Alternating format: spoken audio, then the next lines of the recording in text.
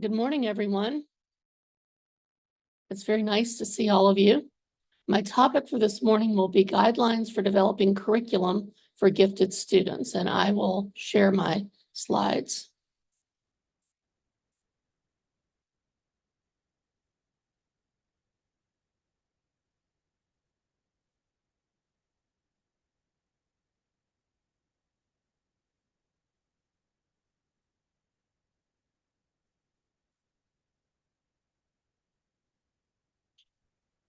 As the moderator mentioned, my name is Dr. Kimberley Chandler, and I work at the Center for Talented Youth at Johns Hopkins University.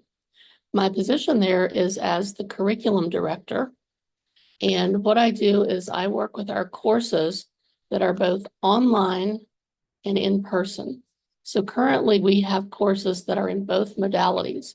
Each summer, we run 3-week camps all across the United States, where we serve children from the US and abroad.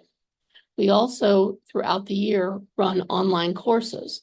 So in my position, I manage the curriculum work for both types of courses.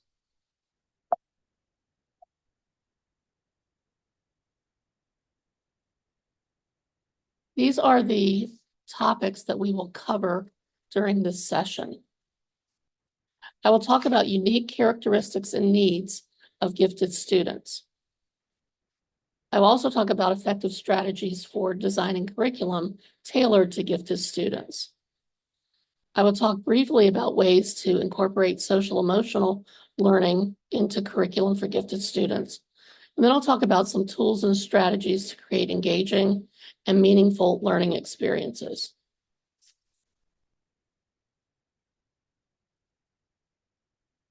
So I'll spend just a few moments talking about the unique learning needs of gifted students. This is something I can only spend a few minutes on, but it's something, of course, that we could talk about at length. So I'm framing this specifically thinking about what one needs to think about in terms of curriculum development.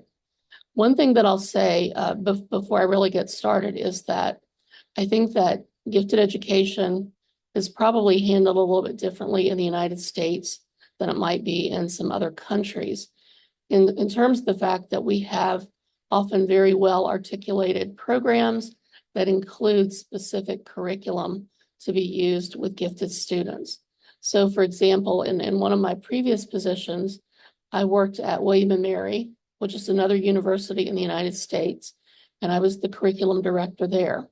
And in that capacity, we were actually writing curriculum units, so courses of study that we sold through a publishing company. We don't sell our materials at the Center for Talented Youth. Instead, these materials are used in courses. But my point is that I think that this whole idea of curriculum development is probably more likely to happen in the United States in the way that I'm describing it. However, there are certainly things that can be taken away for those of you who are in the classroom or who administer programs with advanced learners to think about when you're designing the learning experiences. So in terms of the unique needs of gifted students, one is intellectual challenge. And I would say that this is something that makes this particularly important for students. In the schools here and across the world, often students who are most advanced are concerned because they feel that what the work that they're given is not intellectually challenging. So it's really important to actually think about the materials that they're getting to ensure that they get this level of challenge. A second piece that's important for these students is autonomy and self-direction. And for many students who are advanced, it's very challenging for them to stay on course with what everyone else in the class is doing. So it's important that children have opportunities for autonomy in the work that they're doing.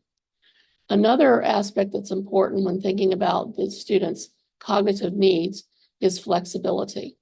So often in schools, things are done in a very lockstep fashion where everybody does the same sort of thing at the same time in the same way. This is really counter to the way in which one should be working with gifted students, because flexibility is extremely important in working with them and meeting their academic needs. So the challenges in traditional curriculum are related to the sorts of things that I mentioned in the previous slide. One is boredom and disengagement.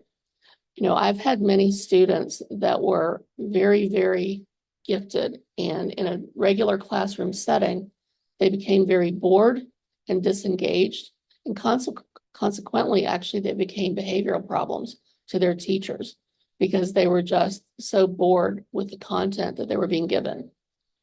Another challenge in traditional curricula is whether or not there's any thought at all given to the social and emotional needs of these students. Many gifted students tend to be quite perfectionistic.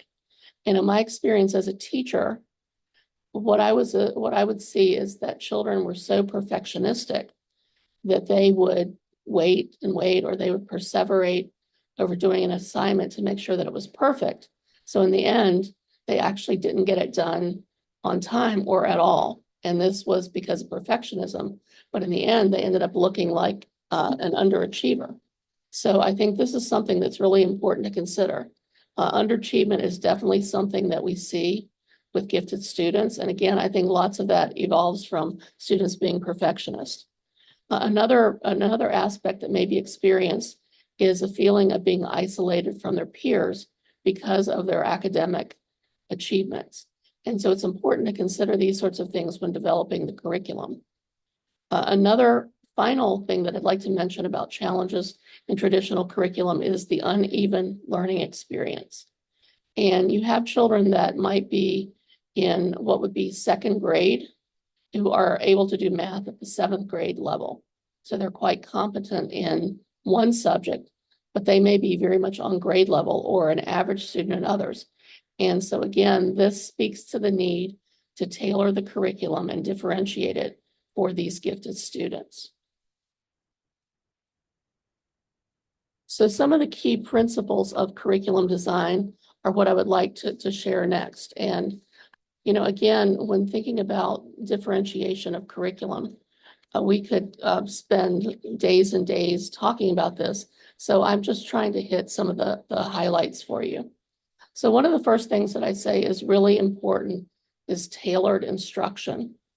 And when I make that sort of comment to teachers, that actually sometimes invokes fear or concern because they think, how in the world will I tailor instruction for every student in my class? And of course, that's not really what we're asking you to do, but thinking about what modifications may you make for those advanced learners. And one way to do that is through formative assessments. And something that I highly recommend is actually doing pre-assessments. Because if students already know the content, then there's no reason to make them sit through days and days of review of that particular content. There's an article from very, very long ago by Joe Renzulli from the University of Connecticut, where he talked about the fact that gifted students don't need to start school until January. And what he meant from the American context is that our schools usually start in August or September.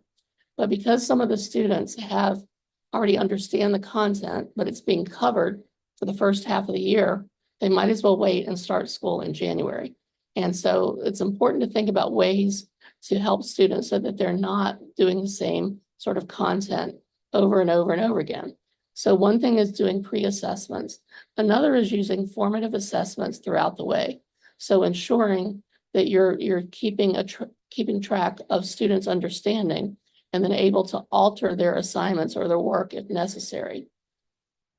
Another important principle of curriculum design is choice and voice. So actually giving students a chance to have options for what it is that they're doing in their work.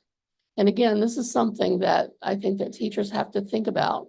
How are they going to give students choice? And if they give them choice, then how will they assess those products? One thing that I would say as I'm talking about curriculum development and curriculum differentiation is that I see teachers in their careers working on sort of a continuum where at the beginning, you're just a beginning teacher. You don't have as many resources in your repertoire, but you start to build those throughout the years. And so I feel that way very strongly about differentiation. As you progress in your career, you can come up with and use different strategies so that you have more ways to address things like choice and voice. But it's really important to give students some sort of choice. The students that I teach at this time are all graduate students. They're all teachers. And so even in their assignments, I give them choices in what to do. Because for one thing, I think that any student appreciates having a voice in what they're doing. But with gifted students in particular, I think this is important for ensuring that you're meeting their needs. I have some more principles of curriculum design here. Another is encouraging depth and exploration. So going beyond just the surface level and what you're having students do. So ways to allow students to do this is through extended projects, research, and thematic units. I mentioned that I had worked at William and Mary, a university in Virginia, previously in my career.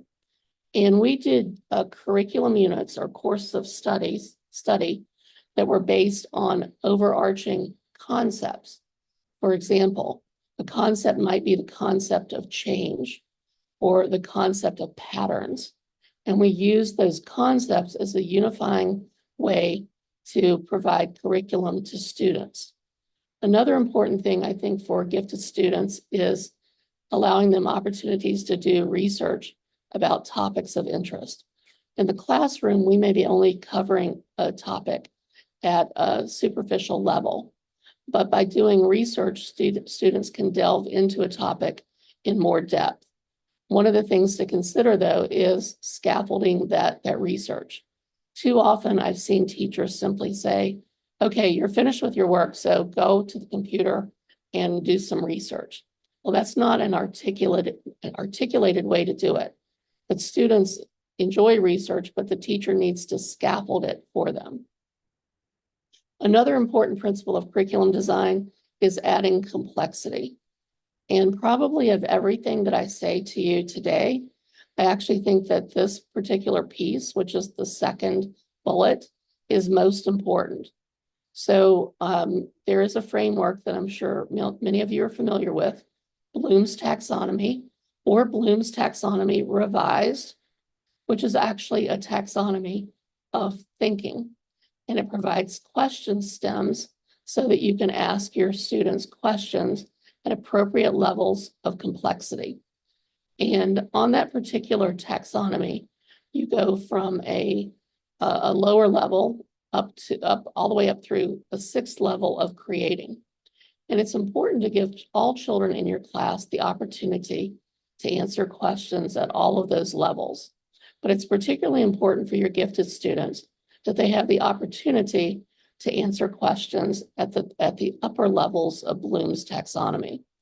One of the things that I'll mention is for those of you working with students from underrepresented populations or disadvantaged populations, sometimes, unfortunately, teachers may have preconceived notions about those sorts of students, particularly those from disadvantaged backgrounds, thinking that because they're from a disadvantaged background, that they can only work up to a certain level.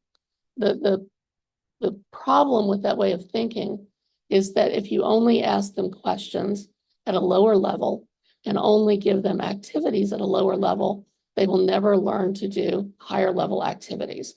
So it's very important to give all children the opportunity to answer questions at all levels.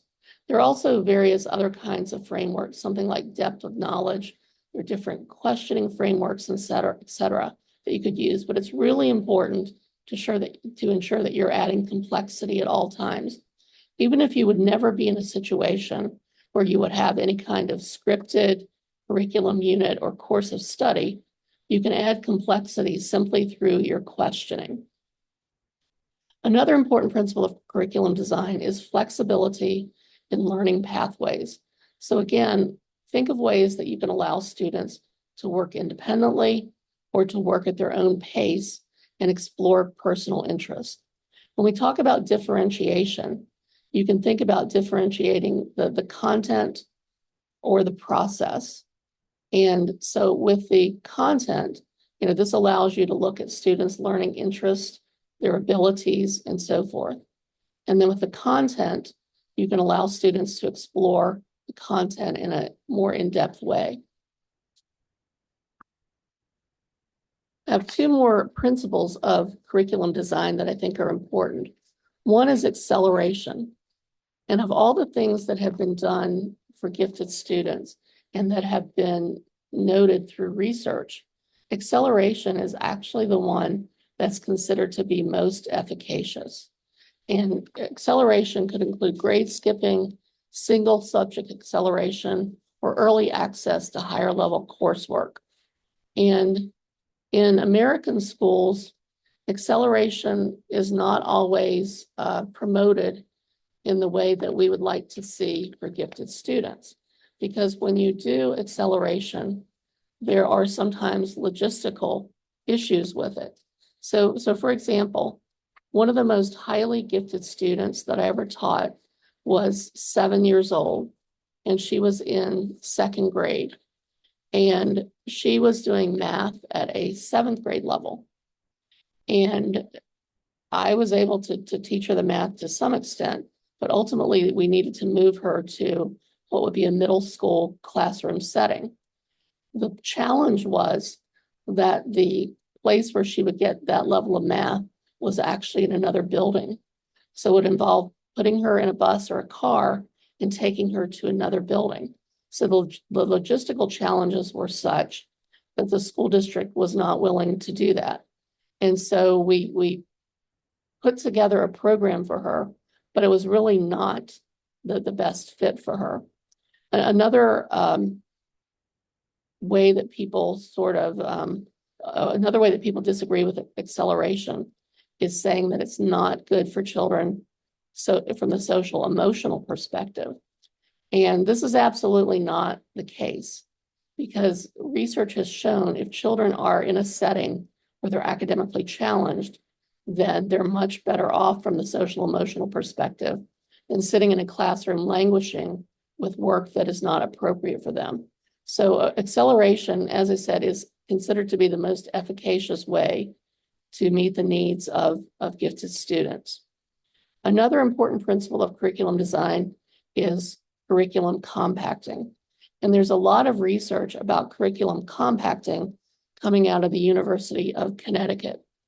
And what happens with curriculum compacting is that the teacher does an assessment of content that the student has already mastered, and then they replace that information with other content. It's usually related, but they replace it with something that would be more engaging. If you would look at some of the resources from the University of Connecticut, there's even a document that they've developed called the Curriculum Compactor, which is sort of a complex way to develop your framework for compacting the curriculum, but it's what they promote. In my view, the curriculum compacting can be handled through pre-assessment. So at the beginning of a course of study, simply pre-assess the students. If you see that your students have already mastered something, then you can replace that content with something similar, but that would be more challenging to them. Now, what I have here in the next 2 slides are a couple of examples of some of the prompts that we might give students in our courses at CTY. And as I mentioned, at CTY, we have 2 types of courses. One type of course is the face-to-face course during our summer camp experience.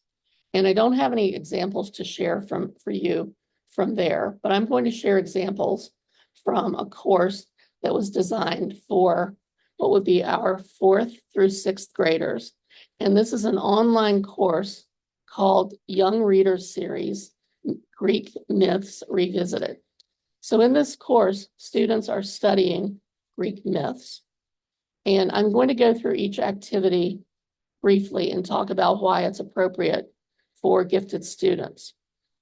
So the first one says to write a short story inspired by the story, Oh My God, an external conflict as a source of dramatic tension. So as I mentioned, the grade level for this is 4th through 6th grade. The students that we serve at CTY are considered highly gifted, and many of their families send them to us because they feel that they don't get the appropriate level of education in their regular schools. So this particular prompt about writing the short story would address their needs because the content would actually be above grade level for what they might be doing in their regular school. And then the whole fact that it involves both critical and creative thinking. So just the topic of Greek myths is not systematically covered in the content in American schools. It may often come up in a reading course or in a special course for gifted students. So it's not typically something that they would have in their regular curriculum. Writing a short story, of course, is something that they would do. However, the difference here is that it really focuses on the idea of dramatic tension and internal and external conflict. So that prompt alone is written in a way that's quite different from the way you might see a prompt written for on grade level students. The second activity says reimagine the scene with the character in the courtroom and write your own version using only dialogue to tell the story. So here what you see is that we're asking the student to have empathy for that character, and which gets at social emotional elements. We're also asking them to use just dialogue. So they're taking a story that's written in a typical fashion for a story, but they're reframing it in a way that they use dialogue. So that requires both critical and creative thinking. And then the third activity here is a discussion question based on a book called The Lost Hero. So in this one, it asks the reader to reflect on the technique that the author used in this story. And then the last question that's part of this is, do you find it frustrating to know so little, or do you feel motivated to find out more? I think that this prompt is really important because it shows the value of questioning to increase the level of complexity for an activity. And if you remember just a few minutes ago, I said that I think that the most important piece is making sure that you are a good questioner. At this point in my career, I have observed teachers all over the world, and I have probably observed thousands of teachers. And regardless of the country or the grade level or the content area, I would say that the area that teachers usually need to improve on is their questioning strategies, and those specifically related to ensuring that you're adding complexity. So I like this particular prompt because it gets at so many things. It also requires critical and creative thinking. I have some additional activities from this same course that I would like to talk about. So what you have here is, again, this book, The Last Hero. These characters have faced major obstacles and they have a long way to go.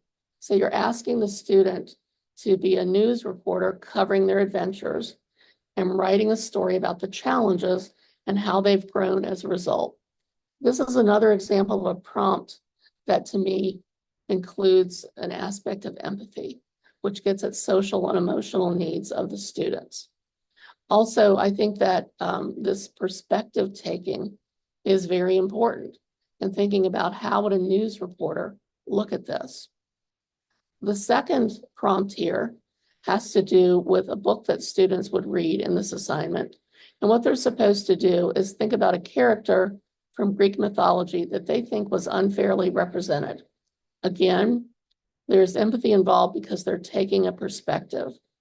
And then you're asking the student to think about why this character was unfairly represented and how you would change the story. So the aspect of empathy is emphasized here, as well as critical thinking. So I've been sharing just a couple examples of what student prompts or assignment prompts would look like for gifted students in our courses. And I hope that this has given you some sense of the sorts of things that we feel are important in designing tasks for gifted students. Next, I'd like to move briefly to social and emotional learning and curriculum design. So it's interesting to me because this is something that did not become an emphasis so much until maybe 10 or 15 years ago in the United States.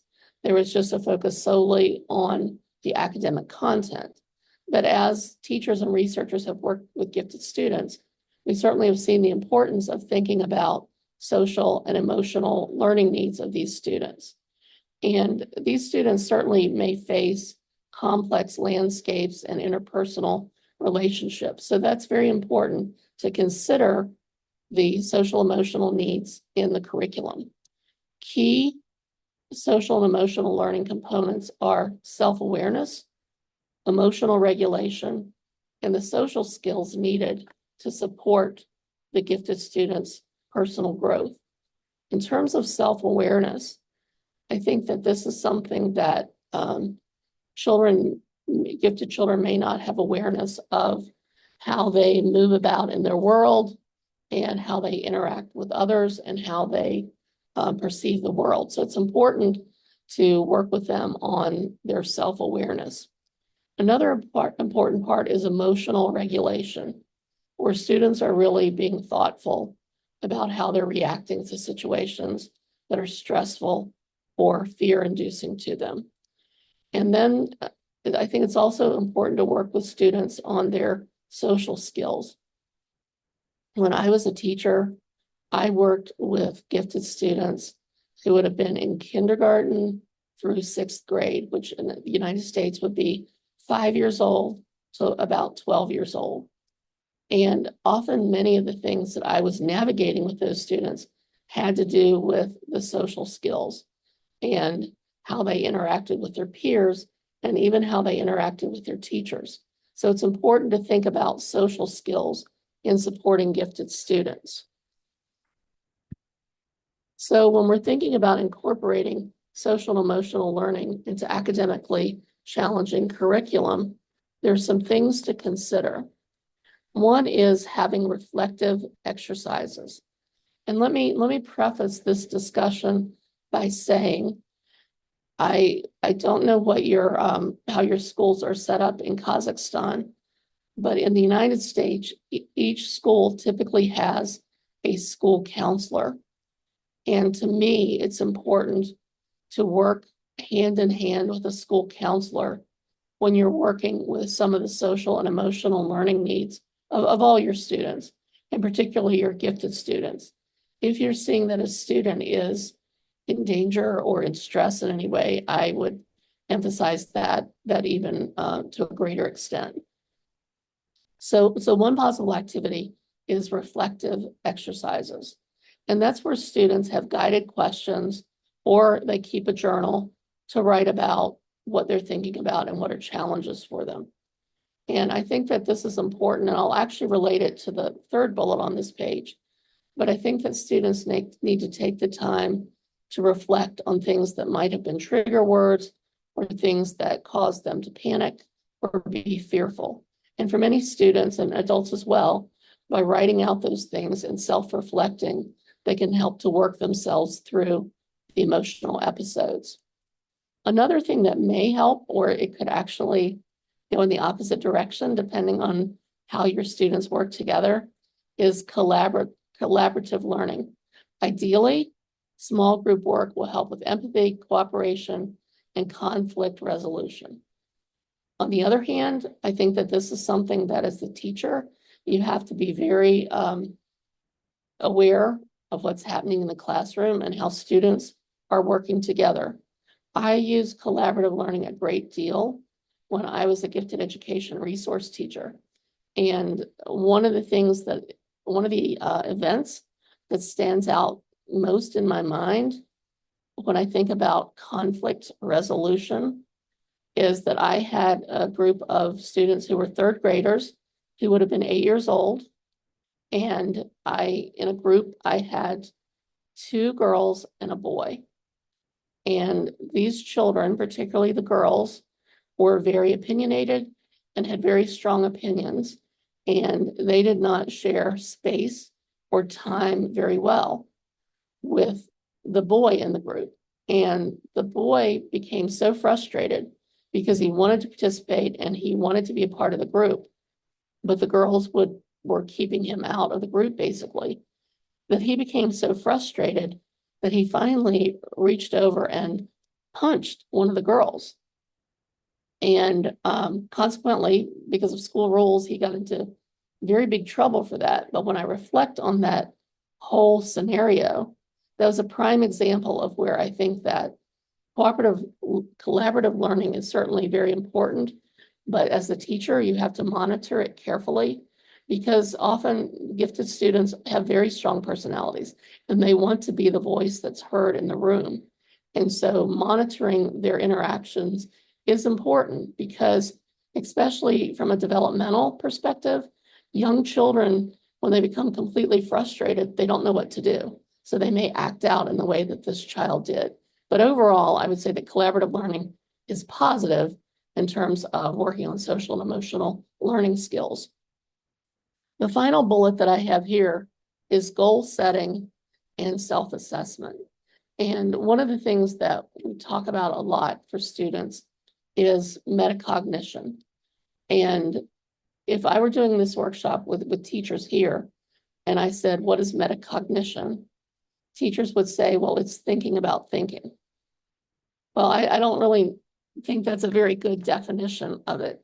But to me, metacognition is really setting learning goals and monitoring your progress along the way. And I think that this is extremely important. And when I would do research projects with students, I always had actually a journal just specifically that was their metacognition journal, where they would post their goals and then monitor their progress along the way. So this is one way of fostering self-regulation and promoting intrinsic motivation. And I think that's extremely important when we're talking about social emotional learning. So moving on from there, and as I said, we could spend a great deal of time just on that one topic, but we're getting short on time here. And I want to talk about a few things that are innovative or tools that you could use with your students. So one thing would be digital collaboration tools. And I mentioned previously that at the Center for Talented Youth at Johns Hopkins, that we do have a lot of online courses. And we are actually in the middle of a transition where we are using a learning management system called Moodle. And we're actually moving over to Microsoft Teams, which is really a collaboration program. It's not a learning management system. But I think that, well, I know that the reason that we're doing that is because we really want to promote the kinds of collaboration and ongoing communication among the students that we have. And Microsoft Teams allows for that. You know, I mentioned other things like Google Classroom and Padlet, and I mean, there are literally millions of digital collaboration tools. But I think one way that you can inspire this collaboration among students is to think about a tool that's available to you, excuse me, and that you could work with your students so they could collaborate in real time, but also asynchronously.